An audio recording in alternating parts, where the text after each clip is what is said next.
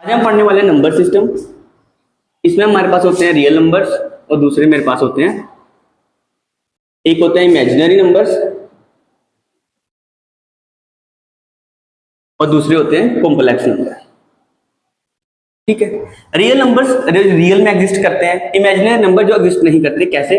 जैसे मैं -√2 लिखता हूं तो इसकी बच्चे हम कंप्लीट वैल्यू नहीं निकाल सकते। इसमें जो मैथमेटिशियंस ने इसको कैसे लिखा है कि जो अंडर रूट माइनस है कि उसको हम अयोटा लिखेंगे। इसलिए अगर ऐसा कुछ आपको देखने को मिलता है तो हम इसे कैसे लिखेंगे बच्चे? Under root 2 iota. ठीक, अब रियल नंबर्स क्या होते हैं मेरे पास? रियल नंबर्स बच्चे पहले तो दो प्रकारों में इसको डिवाइड किया जाता है। पहले कहा जाता है कि ये है, एक प्रकार मेरे पास है रेशनल नंबर की, ठीक, दूसरी प्रकार मेरे पास है इर्रेशनल नंबर्स की। इर्रेशनल नंबर्स में हमारे पास आते हैं जैसे under root 2, under root 3 something, pi भी इसमें आता है। हालांकि कभी बच्चे बोलते हैं कि पाई को हम इसमें क्यों लिखते हैं, क्योंकि मैं बताता हूं। रेशनल नंबर्स वो नंबर्स होते हैं जिसे हम P/Q की फॉर्म में लिखते हैं। इर्रेशनल नंबर्स को P/Q की फॉर्म में नहीं लिखा जाता, इसीलिए इनको क्या बोला जाता है? Irrational numbers. लेकिन कुछ बच्चे कहते हैं कि भैया इसको तो 22/7 लिख सकते हैं, तो फिर ये रेशनल नंबर क्यों नहीं है, इर्रेशनल क्यों है? तो बच्चे इसकी जो वैल्यू है 3.14 समथिंग, ये सो ऑन चलती रहती है, इसलिए ये क्या है? इर्रेशनल नंबर है। ठीक है बच्चे, यहां तक समझ आया? अब जो रेशनल नंबर्स होते हैं इनको हम डिवाइड करते हैं कैसे? आपने देखा होगा,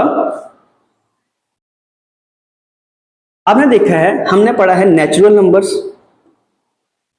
है ना? आपने पढ़ा है होल नंबर्स और आपने पढ़ा है इंटीजर्स के बारे में। पढ़ा है? ठीक, पढ़ा है। अब ये नेचुरल नंबर क्या होते हैं बच्चे? अगर हम लिखेंगे 1 2 3 4 समथिंग सो ऑन, मतलब सिर्फ पॉजिटिव वाली साइड जो जा रहे हैं ये हमारे पास क्या होंगे? नेचुरल नंबर होंगे। होल नंबर, इसमें अगर हम +0 कर देते हैं, यानी कि इसको ऐसे लिखेंगे 0 1 2 3 4 समथिंग करके, तो ये हमारे पास होल नंबर बन जाते हैं। ठीक है बच्चे। और इंटीजर्स, अगर हम इनमें नेगेटिव भी जोड़ देते हैं, इस तरह से चल रहा है यहाँ पे, और यहाँ पे पॉजिटिव 1 2 3 4 समथिंग, तो इसको हम क्या बोलेंगे बच्चे? इंटीजर्स बोलते हैं। यहां तक पहुंचने से पहले आपने एक नंबर लाइन पढ़ी होगी, बचपन में पढ़ी है। इसको ऐसे लिखते हैं, यहाँ पे 0 लिखते थे, 1 छोटे होते, यहाँ पे लिखते थे 1, यहाँ पे लिखते थे 2 3, फिर यहाँ पे -1 आता था, -2 आता था। ठीक है ना? तो ये एक इंटीजर की नंबर लाइन है। किसकी है? ठीक है ना? इसी तरह हम हर एक चीज को नंबर लाइन पे शो कर सकते हैं, लेकिन मैक्सिमम हम इंटीजर्स को ही शो करते हैं। यहां तक समझ आया? ठीक है बच्चे। अब इंटीजर्स की अगर बात करें, इंटीजर्स की अगर बात करें तो इंटीजर्स को किसमें बांटा जाता है?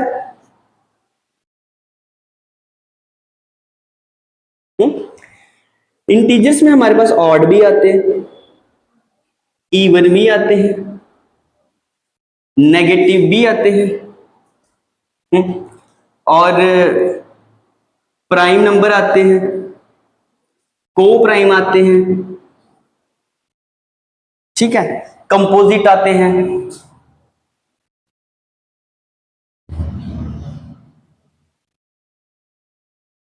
इनमें अगर एक टाइप हम वो जोड़ लेना तो हमारे पास फ्रैक्शंस भी होते हैं। फ्रैक्शंस के बारे में सुना ना आपने? फ्रैक्शंस भी होती है।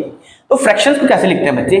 फ्रैक्शंस हमारे पास कितने प्रकार की होती है? सुना है कभी छोटे होते बचपन में कि सिंपल फ्रैक्शन में कन्वर्ट करो, ठीक है ना, मिक्स्ड फ्रैक्शन में करो, इस तरह से सुना होगा। तो सिंपल और मिक्स्ड दो ही तरह हम पढ़ते हैं, इस तरह से कॉम्प्लेक्स फ्रैक्शन भी एक होती है, उसके बारे में हम इतना डिस्कस नहीं करते। ठीक, तो फ्रैक्शंस भी होती हैं सिंपल और फिक्स, हमारे पास मिक्स्ड। ठीक है बच्चे। अब जो बात होती है, हम मेंस पढ़ते हैं इन चीजों को, इन चीजों को पढ़ा जाता है और इन चीजों पे ही हम मैक्सिमम मैथ को पढ़ते। समझ आई बात की? कोई यहां तक डाउट हो तो वो बता दो। ठीक, मिटा दूं ये?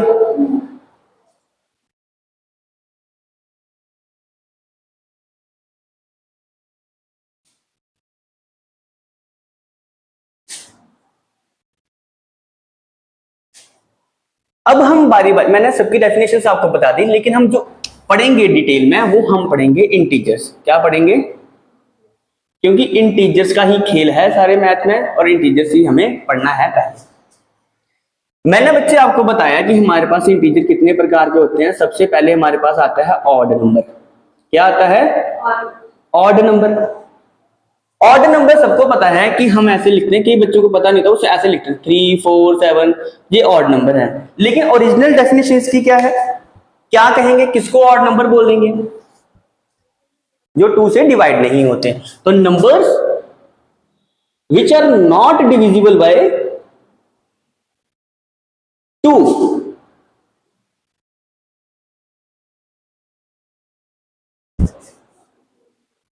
उनको हम क्या बोलेंगे बच्चे? ऑड नंबर बोलेंगे। क्लियर है बात यहां तक? उसके बाद हमारे पास आता है इवन नंबर। कह रहे इवन नंबर क्या होते हैं? तो नंबर्स जो डिवाइड हो जाएंगे 2 से, उन्हें हम क्या बोलेंगे बच्चे? इवन नंबर बोलेंगे। क्लियर है बच्चे? अब बात आती है प्राइम नंबर की। तो प्राइम नंबर को थोड़ा सा ना दिमाग खोल के सुनो। कहते प्राइम नंबर क्या होता है? प्राइम नंबर बच्चे वो होता है जिसके सिर्फ 2 ही फैक्टर होते हैं। एक वो नंबर खुद होता है और एक 1 उसके साथ होता है। ठीक, जैसे कि अगर मैं 2 की फैक्टराइजेशन करूं तो मेरे पास 2 × 1 आता है। 3 की फैक्टराइजेशन करूंगा तो 3 × 1 आता है, किसी भी टेबल में ये आता नहीं। 5 की करूंगा तो केवल 5 × 1 आएगा। 7 की करूंगा तो 7 × 1 आएगा। 9 की करूंगा तो 9 × 1 आएगा। 11 की करूंगा तो 11 × 1 आएगा। और 13 की करूंगा तो 13 × 1 आएगा। ठीक है ना? तो इस तरह से ये नंबर्स जो हैं बच्चे, ये क्या हैं? प्राइम नंबर्स हैं। इसी तरह आगे सारी सीक्वेंस चलती है। क्लियर है यहां तक बात? अब बात आती है, सॉरी 9 नहीं होता है, गलती कर दी मैंने, माय मिस्टेक। तो कई बच्चे, जैसे मैंने मिस्टेक कर दी ना यहाँ पे कि ऑड नंबर देख के मैंने कर दिया, तो कई बच्चे भी ये सोचते हैं कि सारे के सारे ऑड नंबर शायद प्राइम नंबर होते हैं। तो सारे के सारे ऑड नंबर प्राइम नंबर नहीं होते हैं। देखो, और इवन नंबर के भी, इवन प्राइम नंबर केवल एक ही है, वो है 2। ठीक, हो सकता है कि पेपर में आपके पास ऐसे क्वेश्चन आ जाए, वो ऐसे लिख के दे दे कि the only even prime number divides, term दे दे कोई आपको। तो अब आपको अगर ये नहीं पता होगा कि कौन सा एक ऐसा इवन प्राइम नंबर है जो मतलब उसको डिवाइड करेगा, तो फिर आपके लिए दिक्कत हो जाती है। हमें ये पता होना चाहिए, और बहुत बार करता है एग्जामिनर, और बच्चे के चेक, क्योंकि एग्जामिनर ने चेक करना है आपकी बेसिक नॉलेज को।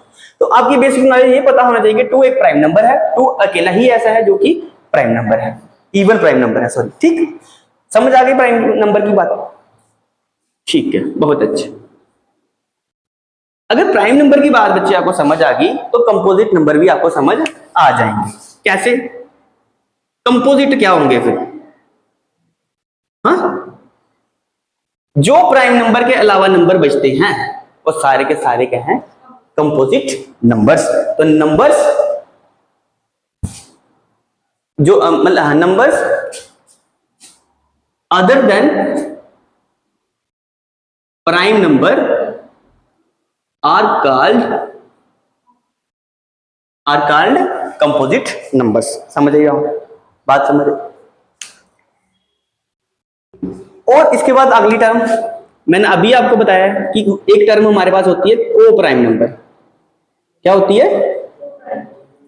अब को प्राइम क्या है भैया? प्राइम तो ठीक है, लेकिन को प्राइम क्या है भाई? को प्राइम वो नंबर्स होते हैं कि वो 2 नंबर्स जिनकी अगर हम, आपने कभी बचपन में ऐसे 2 नंबर्स देखे होंगे जिनकी प्राइम फैक्टराइजेशन करेंगे तो सिर्फ 1 ही एचसीएफ आता है।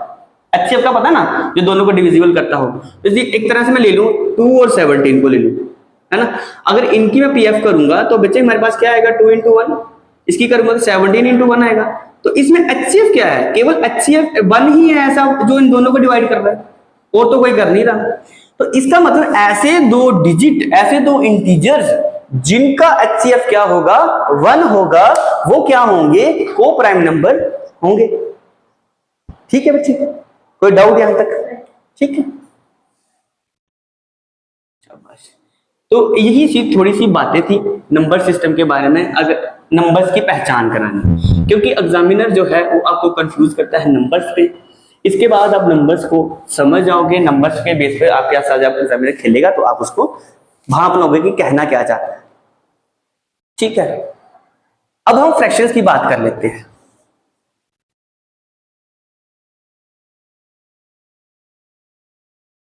ठीक, फ्रैक्शंस आपको पता है कैसे लिखते हैं हम, 1/2, 3/4, 5/6, इस तरह से।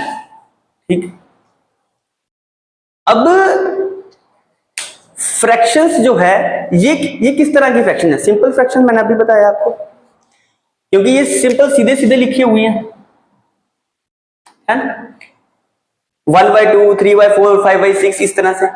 अगर किसी चीज को ऐसे लिख दिया जाए तो इसको क्या बोलेंगे बच्चे? Mixed fraction. क्या बोलेंगे? अब क्वेश्चन आए अगर कि मिक्स्ड फ्रैक्शन को आप सिंपल फ्रैक्शन में कन्वर्ट करो, कैसे करो? 4 को 2 से मल्टीप्लाई करेंगे, इसको 1 को ऐड करेंगे, 4 2 8 और +1 9/4। ठीक है बच्चे, लेकिन ये बना कैसे? डिवीजन तो आती है हमें करने के लिए, हमें ये भी सीखना कि ये कैसे आता है बच्चे। अगर हम बात करते हैं बच्चे, ये हमारे पास सिंपल फ्रैक्शन है, ऊपर वाले का हमें मतलब पता है कि इसको हम अंदर रखते हैं और 4 को बाहर रखते हैं। हाँ, अब जब हम इसको डिवाइड करेंगे तो 4 2 क्या आता है मेरे पास? 8। हाँ, और रिमाइंडर क्या आएगा? 1। तो इसको इस तरह से लिखा जाता है कि भैया 4 को मैं नीचे लिख रहा हूं, जिसके साथ मैं डिवाइड कर रहा हूं। जो मेरे पास क्वोशिएंट आया है, जिसके साथ मैंने मल्टीप्लाई किया है, उसको ऐसे लिखूंगा, और जिसको मुझे ऐड करना है उसे मैं ऊपर लिखूंगा। तो इस तरह से मिक्स्ड फ्रैक्शन बनाई जाती है। ठीक, अब एक टर्म और आती है इसमें, टर्म में तो 3 से 4 और हैं, लेकिन एक टर्म इंपॉर्टेंट है जो वो समझो पहले, फिर मैं थोड़े से क्वेश्चन करवाऊंगा, तो बाकी जो इसमें है ना डाटा, वो मैं आपको कल करवाऊंगा। ठीक है ना, क्योंकि जो हमने समझा है, देखो सबसे पहले आपको ये माइंड मैप ना माइंड में ही बैठना चाहिए। अगर नहीं बैठेगा तो दिक्कत हो जाएगी, क्योंकि प्राइम नंबर क्या है, बहुत दिक्कत आती है कि नेचुरल नंबर क्या है, होल नंबर क्या है, यही तो सारी जिंदगी हमने पढ़ा है, लेकिन फिर भी हम भूल जाते हैं, है ना। तो बस यही चीजें हैं। पहले फ्रैक्शन पे हम थोड़े से क्वेश्चन करेंगे। एक चीज बता देता हूं मैं, एक को बोलते हैं कॉम्प्लेक्स फ्रैक्शन, वो इतनी पढ़ाई नहीं जाती, फिर भी मैं थोड़ी सी बता देता हूं आपको, कुछ इसमें खास है नहीं। कॉम्प्लेक्स फ्रैक्शन में क्या कहता है बच्चे वो, कि दो फ्रैक्शंस को हम आपस में मल्टीप्लाई कर रहे हैं। कैसे? 1/2 × 2/4। ठीक है ना, तो अगर ये यहाँ पे मल्टीप्लाई हो रहा है, ऊपर ऊपर वाले क्या होंगे आपस में? मल्टीप्लाई। अगर हम क्रॉस में करेंगे तो ये क्या हो जाएंगे आपस में? डिवाइड। समझ आ रही है? जैसे यहाँ पे बात करूं, ये जो मैंने लिखा है 2/5 कर लेते हैं इसको, ये तो कट ही जाएगा। ठीक है, तो 2 से 2 कैंसिल हो जाएगा, आंसर मेरे पास क्या आ जाएगा? 1/5। समझ आ गई? कोई डाउट है यहाँ तक? ठीक है, ये मैंने आपको आज तामझाम इसलिए समझाया क्योंकि मैं आपको जो कल मैं मिसिंग सीरीज करा रहा था, रॉन्ग नंबर सीरीज, उसमें से थोड़े से क्वेश्चन अगर हम हाई लेवल पे जाए ना, तो ना दिक्कत आ जाती है कि आपको इंटीजर का पता नहीं है। मैं आपको आज थोड़ा सा मीडियम लेवल कराऊंगा, फिर मैं आपको कल एक्सट्रीम हाई लेवल के कराऊंगा कि क्या ही आ सकता है, कहां तक एग्जामिनर जा सकता है। और मैं बता रहा हूं, अगर वो कराऊंगा ना, वो बैंकिंग के मेंस लेवल का क्वेश्चन होंगे, ये सीरीज मैं करवाऊंगा। फिलहाल हम एक चीज समझते हैं। देखो, कल मैंने आपको सिंपल एफयूपीज कराई थी, अब मैं आपको आज एक नंबर सीरीज दे रहा हूं, रॉन्ग नंबर सीरीज। पहले मैं रॉन्ग नंबर सीरीज के बारे में आपको थोड़ा सा बता देता हूं। रॉन्ग नंबर सीरीज, कल मैंने मिसिंग सीरीज के बारे में बताया था। एफयूपीज जो रहेंगे वो सेम रहेंगे, ठीक है ना। वही कि स्केयर आ सकता है, एडिशन आ सकती है। एफयूपीज का ये मतलब नहीं है कि वही पैटर्न आने हैं। एफयूपीज का मतलब ये है कि मैक्सिमम एग्जामिनर ये यूज करता है। ठीक, सिंपल सी बात को याद रखना है। अब रॉन्ग नंबर सीरीज हमारे पास ऐसे आएगी, A B C D E F, इस तरह से कोई सीरीज हमें दी। ठीक, मैं मान लेता हूं कि डी मेरे पास एक रॉन्ग नंबर है इसमें, तो मुझे पता कैसे चलेगा कि भाई डी रॉन्ग नंबर है? कैसे चलेगा? देखो, मैं सीरीज बना रहा हूं, मैंने सीरीज बनाई। अब जब मैंने पैटर्न चेक किया, यहाँ पे पैटर्न ठीक आ रहा, एक पैटर्न आ रहा था जो इसको फॉलो कर रहा था। ठीक, लेकिन जब यहां पे पहुंचे तो यहां पे वो पैटर्न फॉलो नहीं कर रहा। उसी तरह जब यहां से यहां पे पहुंचे, यहां पे भी पैटर्न ने फॉलो नहीं किया। लेकिन जब हम यहां से यहां पे पहुंचे बच्चे, फिर से पैटर्न फॉलो कर रहा है। इसका मतलब ये हुआ कि जो नंबर गलत होगा उसके जो दो इर्द गिर्द वाले हैं, अपोज उसके जो है ना नेबरहुड है, वो दोनों के पैटर्न जो है वो गलत होंगे। समझ आई बात की? देखिए, मैं एक सीरीज आपको समझाता हूं सीरीज, एक्चुअल सीरीज करके। देखो 2 4 9 10, सॉरी हाँ ठीक है, 10 12, ठीक। अब आप मुझे यहां पे बताओगे कि पैटर्न क्या चल रहा है और यहाँ पे रॉन्ग नंबर क्या है। कैसे? सिंपल से आपने कर लिया कि भैया 2 2 तो यहाँ पे ऐड हो रहे हैं, यहाँ पे करूंगा तो ये कुछ यहाँ पे 2 ऐड हो रहा है तो यहाँ पे कुछ 5 ऐड हो रहा है, ये बात बन नहीं रही कुछ, है ना। नहीं नहीं नहीं, एक सेकेंड यहाँ पे हम 6 ऐड कर लेते हैं, ठीक है। देखो यहाँ पे भी 2 ऐड हो रहा है, हाँ, तो यहाँ पे जब पहुंचे तो यहाँ पे तो 3 ऐड हो रहा था, जब यहां से जहां पहुंचा तो 1 ऐड हो रहा था, यहां से जहां पहुंचा तो फिर से 2 ऐड हो रहा है। अब हमें ये पता चल गया कि भाई मैक्सिमम टाइम तो 2 2 ऐड हो रहा है, लेकिन ये दो बंदे बीच में काम खराब कर रहे हैं, है ना। हमें चाहिए कि सारी जगह 2 2 ऐड होना चाहिए। इसका मतलब ये हुआ कि हमारी एक्चुअल सीरीज क्या होगी, 2 4 6 8 10 12, क्योंकि यहाँ पे 2 का टेबल एक चल रहा है। समझ आ रही बात? यहाँ पे 2 का टेबल चल रहा है, ठीक। तो ऐसे ही रॉन्ग नंबर सीरीज हमारे पास आती है। समझ आई बात की? मैं एक रॉन्ग नंबर सीरीज डाल रहा हूं, उस पर थोड़ा सा ध्यान से उसको करना है। एक बात ना और बता देता हूं, अगर पहला ही नंबर आपका गलत है, पहला नंबर गलत है, तो केवल एक ही आपके पास जो है पैटर्न गलत आएगा, बाकी सारे पैटर्न के सेम आएंगे। इसी तरह अगर लास्ट का डिजिट आपके पास रॉन्ग होगा तो सिर्फ एक पैटर्न आपके पास रॉन्ग आएगा, बाकी सारे के सारे पैटर्न आपके पास सेम आएंगे, ठीक।